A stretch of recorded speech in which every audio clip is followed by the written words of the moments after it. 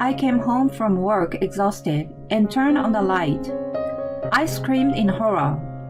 What the hell? The room was in disarray. Bags of snacks were scattered everywhere. In the center of the room were my mother-in-law and her two sisters, who were drooling in their sleep. Oh, you're back. It's quite a nice house. My mother-in-law woke up. Give me a break. What do you think you're doing? I screamed in anguish, and she clapped her hands and smiled at me. We're going to live here from now on. You're going to work hard for us. Then we'll let you stay here. She proclaimed with a breath that reeked of alcohol. Her sisters were smirking with a glass of wine in their hands. It's a little cramped, but we'll manage. It comes with a maid, you know. That's true. By the way, can you make us some snacks? The three of them gulped wine while they cracked up so hard that the entire neighborhood could hear them. I was absolutely stunned when I heard a nonchalant voice coming from the front. Suppressing my anger, I walked toward the door. My husband, who also reeked of alcohol, was taking off his jacket. He had told me he was going to a company function, but it made me angrier in the crazy situation. Honey, your mom is making a terrible joke that she and her sisters are going to live here. Do something. Oh yeah, I think I got a text about that from her. She said they were having a party tonight. Are they still drinking? I was taken aback by his indifferent attitude. Are you serious? What are we going to do about their living expenses and stuff? She said she would pay us rent. You just need to put in a little more effort on housework. Anyway, I'm a little hungry, so can you make me something quickly? He walked into the bedroom to change. I went back to the living room and saw the three of them once again sprawled out on the floor. They had such a dumb sleeping faces. I saw a wine bottle lying on the floor. I couldn't contain my anger and pick it up. I met my husband Peter through work. At the time, I was working in sales for a food company. He was one of my clients, and we often saw each other. Since we both liked to drink, we hit it off right away. The year after we met, we started going out. We went around places that served good drinks and sometimes made cocktails at home together. Although he was a little insensitive at times, I liked his cheerful and optimistic personality. 2 years later, we got married and bought a house near his mom, Betty. It was spacious for the price, bright, and in a safe neighborhood. We decided on it almost immediately, partly because he was close to his mom. That was the beginning of the mistake. I'm hungry, Dana. Hurry up with the food. Huh? Are you going to stay for dinner again? Watch your tongue. You're so sarcastic. Come on, start cooking. Soon after we moved into our new house, Betty began visiting us almost every day without notice. Because I had changed my work when I got married, I did have more time on my hands than before. I was planning to spend it studying for my certification exam. Betty didn't care about it and kept coming over as she wished. I couldn't neglect my mother-in-law, so I had no choice but to entertain her. In retrospect, no matter how awkward our relationship became, I should have firmly rejected her. Eventually, her sisters Diane and Anita started coming along with her. Oh no, we are out of snacks. You need to stock more. I will open the new tea box. The sisters were both divorced. If they behaved like that all the time, no wonder their husbands ran away. No matter how disagreeable they were still close relatives of Peter. I sucked it up and continued being treated as a maid for his sake. When the stress was getting to the point where I couldn't even manage my daily life, the three sisters went away on a short trip. I thought it was now or never and talked to Peter about them, but he didn't take me seriously at all. My dad just passed away, so she's lonely. Don't be so uptight. But our expenses are going up. If we keep going like this, we'll have to cut into our savings. You're not good at managing it then. I've gotten a raise and have been putting in more money. His raise was less than 100. I was too exhausted to argue with him. 3 years had passed. I wondered how long I had to live in hell. I had no idea that I still hadn't seen the core of it. One day, my personal belongings began to disappear. I noticed some accessories, cosmetics, and other small things were missing. I knew that only Betty and her sisters would do such a thing, and started using a lockable drawer. I kept track of everything I didn't want to be taken. Oh my God, why is the lock broken? The things I put inside were gone too. It was absolutely unacceptable behavior, and I questioned them. Of course, all 3 of them pretended to know nothing about it. Oh no, it must be a thief. That's scary. I knew it was dangerous to leave the house empty. Why don't we come over more often, Betty? Indeed. They spoke among themselves while watching TV and devouring snacks. The snacks and drinks spread out on the table were all prepared by me. I bit my lip and clenched my trembling fist in frustration. One day, when I came home from work, I could hear them laughing so loud, even from the street. I walked into the house, suddenly feeling fatigue in my neck and shoulders. There were boxes piled high in the hallway. What the hell? I walked toward the voices suspiciously and was met with an unbelievable sight. More boxes were placed throughout the living room. Looking inside one of them, they appeared to belong to the 3 sisters. They were drinking wine in the middle of the mess. Noticing my presence, Betty spoke to me in a good mood. We decided to live here. You're going to work hard for us. Then we'll let you stay in this house. She declared the unthinkable with a breath that reeked of alcohol. Diane and Anita were smirking with wine glasses in their hands. It's a little cramped, but we'll manage. It comes with a maid, you know. Can you make us some snacks? They laughed so loudly that the neighbors might have complained, and then they gulped the wine. I was absolutely stunned when I heard a nonchalant voice coming from the front door. Suppressing my anger, I walked toward it. Peter, who also reeked of alcohol, was taking off his jacket. He had told me he was going to a company function, but it made me angrier in the crazy situation. Honey, your mom is making a terrible joke that she and her sisters are going to live here. Do something. Oh yeah, I think I got a text about that from her. She said they were having a party tonight. Are they still drinking? I was taken aback by his indifferent attitude. Are you serious? What are we going to do about their living expenses and stuff? She said she would pay us rent. You just need to put in a little more effort on the housework. Anyway, I'm a little hungry, so can you make me something quickly? He walked into the bedroom to change. I went back to the living room in despair and saw the 3 of them once again sprawled out on the floor. As I looked at their dumb, sleeping faces, I felt my blood boiling up. To hell with them. I scurried to call my lawyer friend. I had been talking to her about my situation for a while, so she agreed to come and meet me right away. I left the house with a folder of documents that I had hidden in a secret place. My friend was to meet me at the diner near my house. I ordered pasta and ate it with a feeling of rage. When I finished eating, I received a text from someone. I decided to ask her to come over to my house. Soon after, my friend arrived, and we headed to my house together. When we arrived, Peter and the 3 sisters were all huddled in the middle of the living room for some reason. I asked my friend to wait at the door. I looked down at Peter and the others. You hit Peter, didn't you?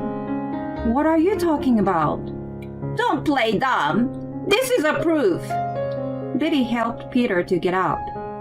His nostrils were stuffed with tissues, and he had a bump on his forehead. He glared at me with a look of sheer pain on his face. Betty pointed a finger at me and shouted, "You did this to him! You better pay him compensation!" "Damn right! I'm against violence!" I sighed and slammed the divorce papers from the folder. Then I opened the cupboard and took out the surveillance camera I had hidden. They all looked at me with puzzled expressions. "The truth is on here, so let's all take a look." Since the camera was linked to my phone, I showed it to everyone. I pressed the play button, and the room appeared as it did sometime earlier. We could see Peter coming into the living room in a good mood after changing his clothes. He was walking through the room and seems to be talking to the three sisters, who were already wasted and asleep. The next moment, he tripped on a bottle of wine and fell face down. The sound waked them up from their sleep, and they scurried around him. "You know who caused this, don't you?" "This means nothing. You should have cleaned up the mess properly." "Even though it was your mess?" "It's your job to clean up. It's so shady to plant a camera anyway." She was adamant to make it my fault in any way. I didn't expect logic from her, but I also didn't think she was so obstinate. I tapped the video I had taken a few days earlier and held it up in front of them again. It was footage of the time my lock was broken. There I found the sisters breaking it and stealing my things. They seemed to realize that it was indeed a serious matter, and their faces began to turn pale. The reason I set it up was that I wanted to know who was stealing my things. I guess thieves exist closer than you think, right, Betty? Well, that's... Wait a minute. Stealing is indeed a terrible thing to do, but you must have known from the recording that I was injured. You are also a perpetrator for ignoring it. His absurd argument made me laugh. How did I end up marrying such a man? I would have loved to go back in time and ask myself. I led my friend into the room and presented the divorce papers in front of his face. I was worried when I saw it, so I came home in a hurry. Even though we are getting a divorce, I wouldn't wish you any harm. Unlike your family, I'm not morally corrupt. I then told them that the house was in my name, that my parents had purchased it, and that I had the documents to prove it. I also told them to pay for cleaning the house and the stolen items. Diane and Anita raised their eyebrows and started yelling at Betty. "This is not what you promised us." "That's right. You said I would have an easier life here, so I already moved out of my apartment." "Are you guys saying it's my fault? It was Diane who brought the wine in the first place." As the three of them argued, Peter came to me begging. He apologized to me with tears streaming down his face. Just as I was about to say it was too late, the doorbell rang. I shouted toward the door to come in, and the woman appeared. "Aunt Angela!" "Hi, Peter. You've been gained so much weight. And why are you looking so pitiful?" She took off her sunglasses and flashed her beautiful smile. I felt the mood in the room changed completely. Betty and her sisters uncomfortably huddled around each other. Aunt Angela was my late father-in-law's older sister. She ran a successful business and was quite well off. When my father-in-law's company went bankrupt, not only did she help him pay off his debts, she helped him until his new company took off. Betty was completely indebted to her for that reason. Diane and Anita went to the same high school as her and were intimidated by her. She kept herself away from family gatherings, which made everyone fear and respect her at the same time whenever she made a rare appearance. Peter had also been afraid of her ever since he was spanked when he was a child. Of course, the spanking wasn't for nothing, but for being mischievous. As for me, I met her through work first. She was a tough businesswoman, but she was also very caring and practical, which I respected. How can you treat a kind and competent girl in this way? You people should be ashamed of yourselves. Well, No excuses. Everybody sit down right there. Angela began to lecture the four of them. They were complaining to me before she showed up, but they became quiet in obedience. Her lecture went on for about an hour. By the time it was over, Peter couldn't say anything. I then had him sign the divorce papers in front of everyone. He also wrote and signed a letter of promise that he would pay me alimony and the savings he and his family spent. The years of hell finally came to an end. Cheers! I gulped down the icy cold beer. It's the taste of victory. It tastes 100 times better than the beer I usually drink. I'm having a party with some girlfriends in a crowded bar. I can't believe Peter is your ex-husband. I was dumbfounded when you told me. Yeah, well, by the way, thank you for your help. Don't mention it. Just tell me everything. After I filed for divorce, I immediately sold the house. When Betty and her sisters lost a place to live, they went to work for Angela in the warehouse. They are assigned to a particularly tough section and are struggling every day. Angela advanced the payment for the cleaning and the stolen items for them. They are forced to work hard until they pay her back. Peter's performance at work dropped dramatically and was demoted. One of my friends I'm having a drink with tonight is his colleague. She's also my classmate from high school. We bumped into each other at the station and talked for the first time in a while. When I told her about the divorce, she spread a rumor about him in the office. As a result, his credibility flew out the window. Even though the work environment was unpleasant for him, he thinks it's still better than working for Angela. He still goes to work every day. Angela has assured me that if he falls behind on the alimony payment, he would be forced to work for her immediately. Seriously, why did I marry that guy?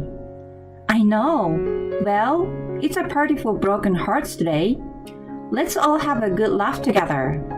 I'm in. Our laughter is mixed into the hustle and bustle of the bar and disappeared into the night. It's not good to have you around. From now on, you will live alone in this house. Soon after the baby was born, my husband brought me to a shabby apartment near his parents' house. No, I can't live here by myself. This is crazy. Give my baby back. Quiet, Kelly. You're disturbing the neighbors. My mother-in-law, standing by my husband's side, ignored my pleas with a stern expression. And I was at my wits' end, helpless to do anything about it. And to make matters worse, my mother-in-law behaved in the most unthinkable way. She started leaving food scrap in front of that shabby apartment every day. With nowhere to throw it away, the bags of garbage piled up. Then I opened one of them and found something I couldn't believe. I'm Kelly, a 33 years old housewife. My husband Walter and I have been married for 3 years. We were looking forward to the birth of our first child. But the birth of the baby was accompanied by anxiety. The reason was Walter's extravagant spending and temperamental nature, and my relationship with my mother-in-law. My father-in-law has already passed away, and live with my mother-in-law. But my mother-in-law and I don't get along, and she's always sarcastic. What? The way you folded the laundry. It will get weird wrinkles like this. Why can't you even do it properly? Just do it again. But the other day, you told me to fold them like this.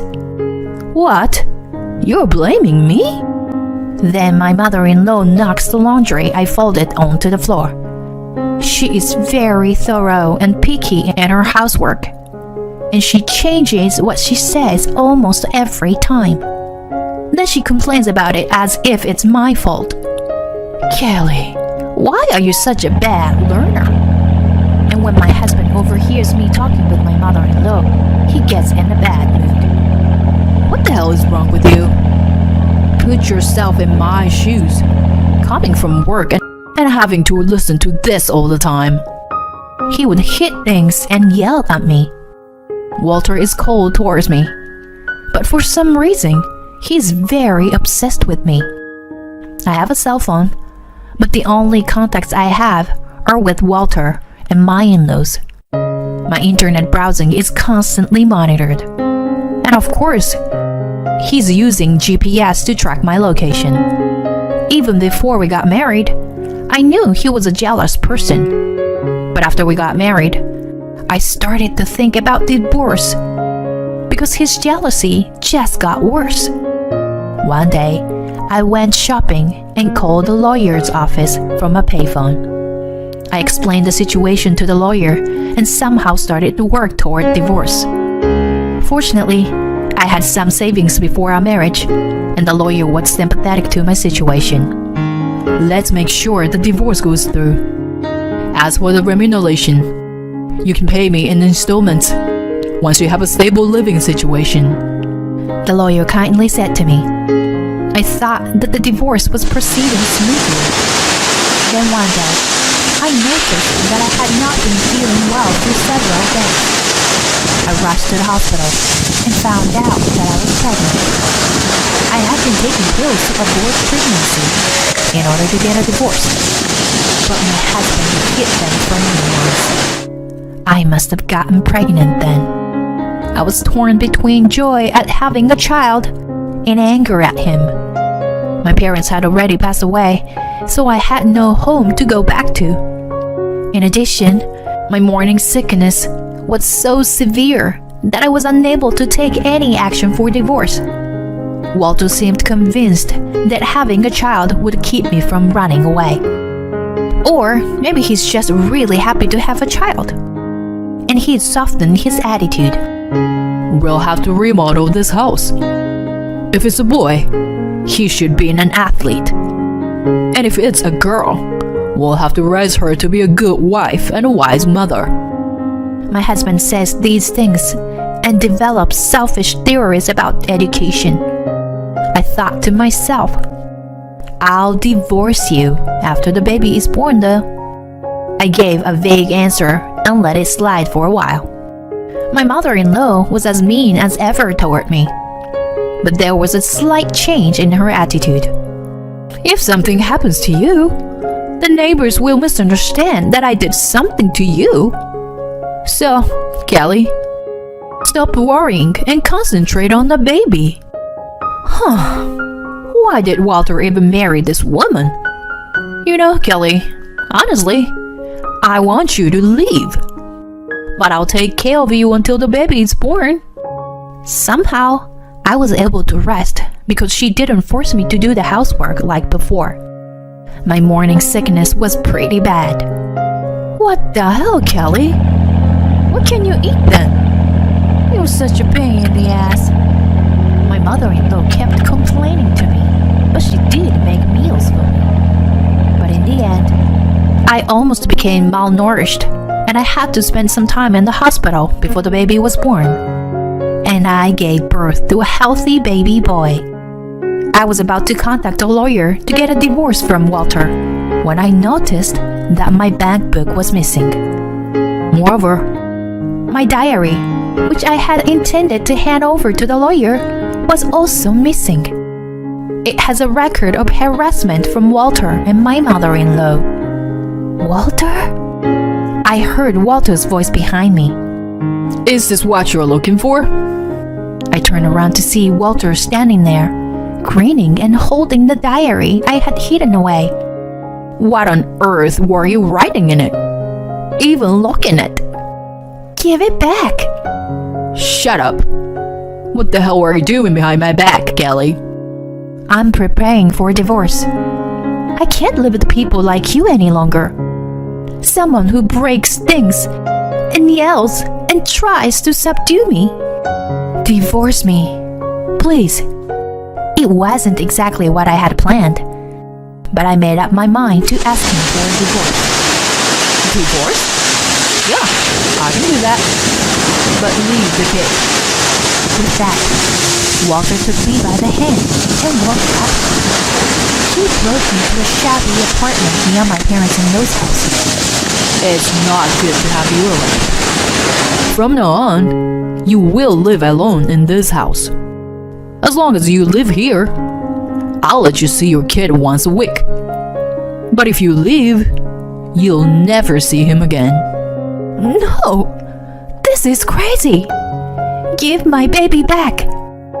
Then my mother-in-law came out from behind him and said to me, "Quiet, Kelly! You are disturbing the neighbors!" My mother-in-law is holding my son. I'm looking at my son's face in her arms, and I'm trying to think. I have to get out of this situation somehow. I thought desperately, but no answer came to me. In the meantime, I was stuck in that shabby apartment. Walter had found out while I was in the hospital that I was planning to get a divorce. He had taken my baby hostage. I now had no choice but to live in this shabby apartment. A few days later, things turned an unexpected way. I noticed a strange odor wafting through the air. I looked for the source of the smell and found, and there was a garbage dumped in front of the apartment. I couldn't believe my eyes, but I soon realized that it was my mother-in-law. I looked up and saw my mother-in-law standing in front of the door with my son in her arms. Oh, Kelly, you just woke up?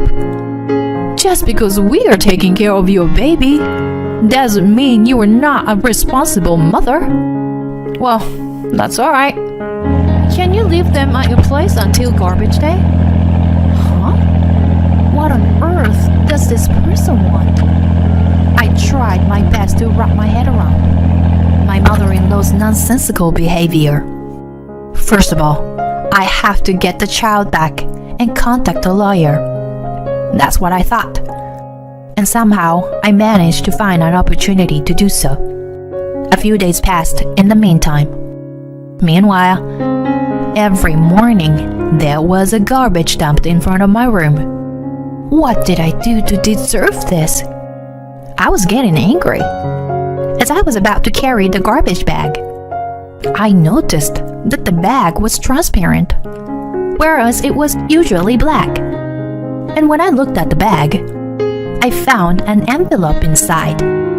It was labeled "To Kelly." I immediately took out the envelope and looked inside. There were some $100 bills and a letter from my mother-in-law. The letter said something I had never expected. I am so sorry for everything I have done. I knew my son had issues. I wanted you to escape, so I was hard on you. I'm really sorry that I had no choice but to behave like that, because Walter's surveillance was very too strict. I'm also sorry that I could only give you this much money under Walter's watchful eye. I received a call from your lawyer yesterday.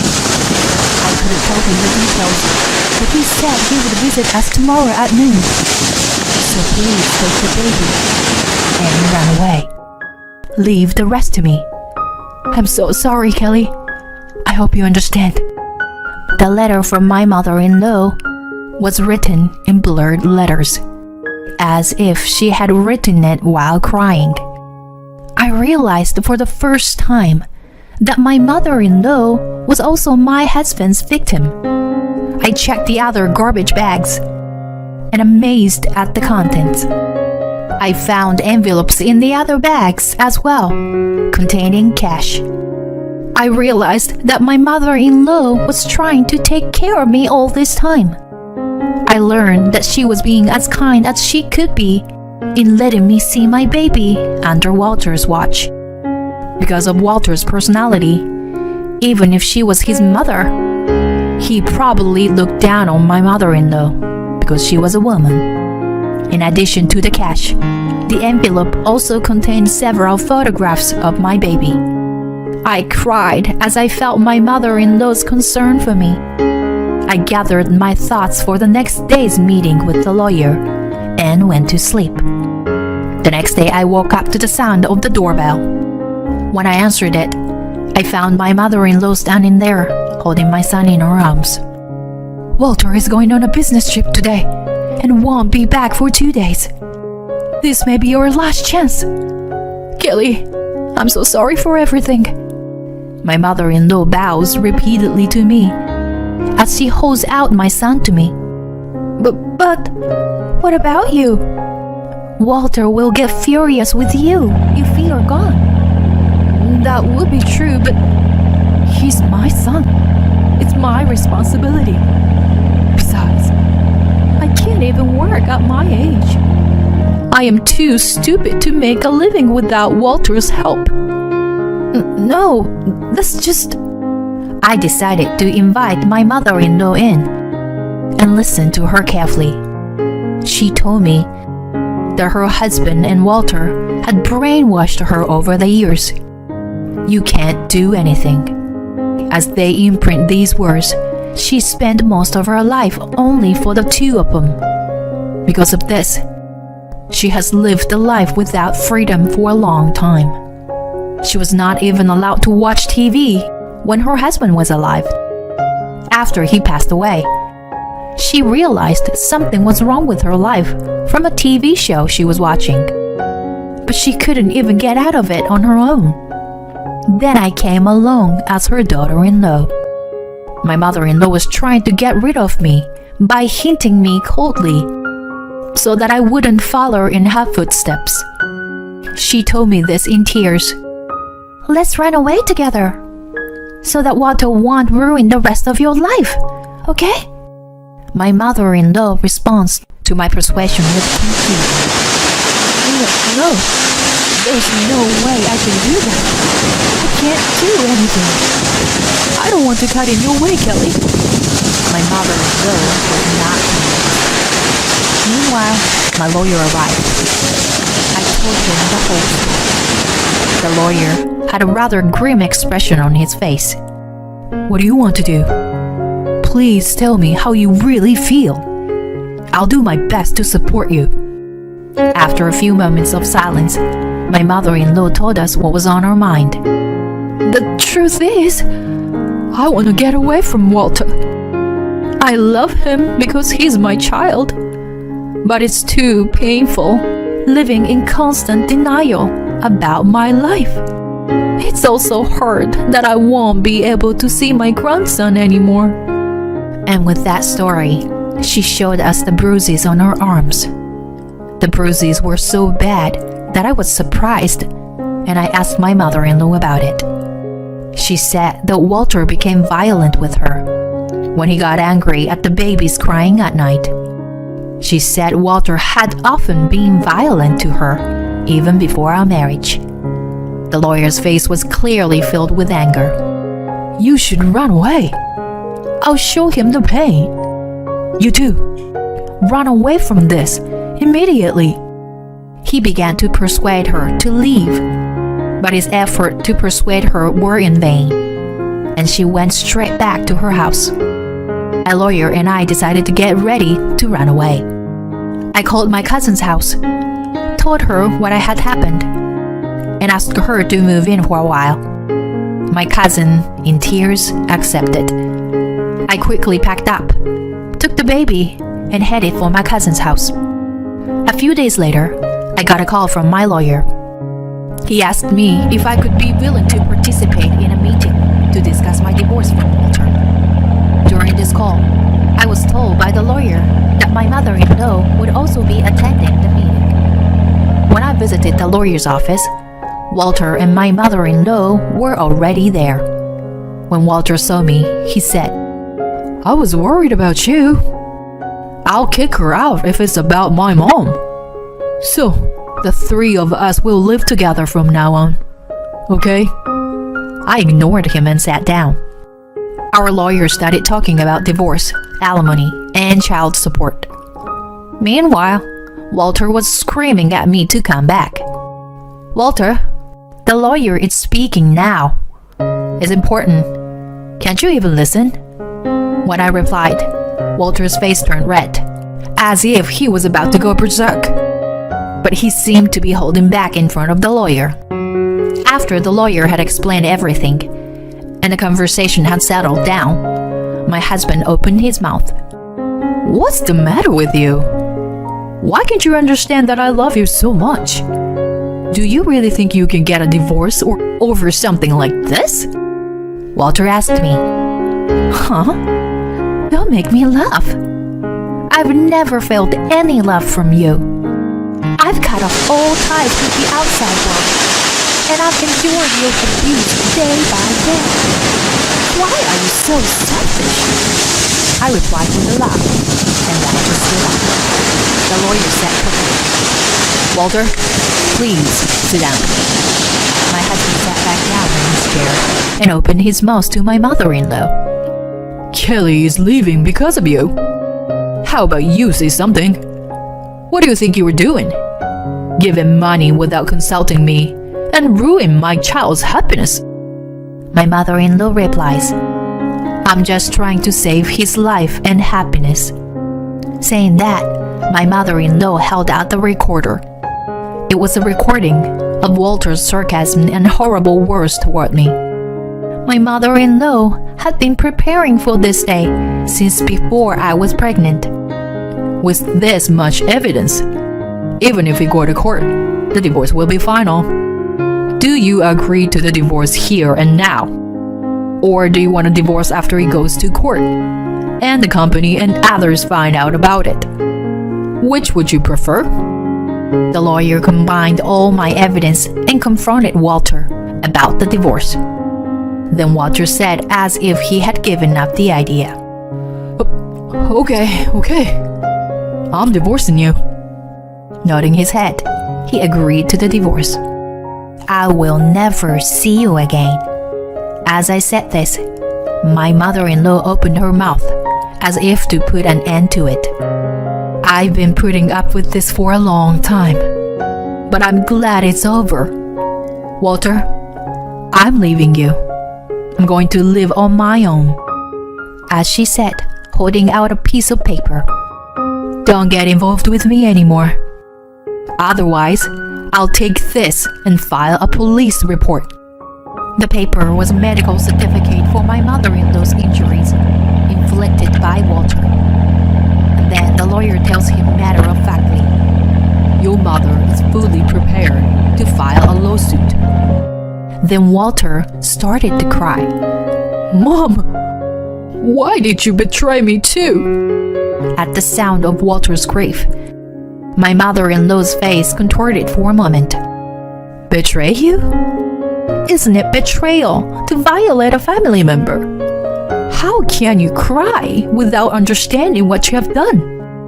We have been living in hell for a long time, I said to him too, and stared at my husband.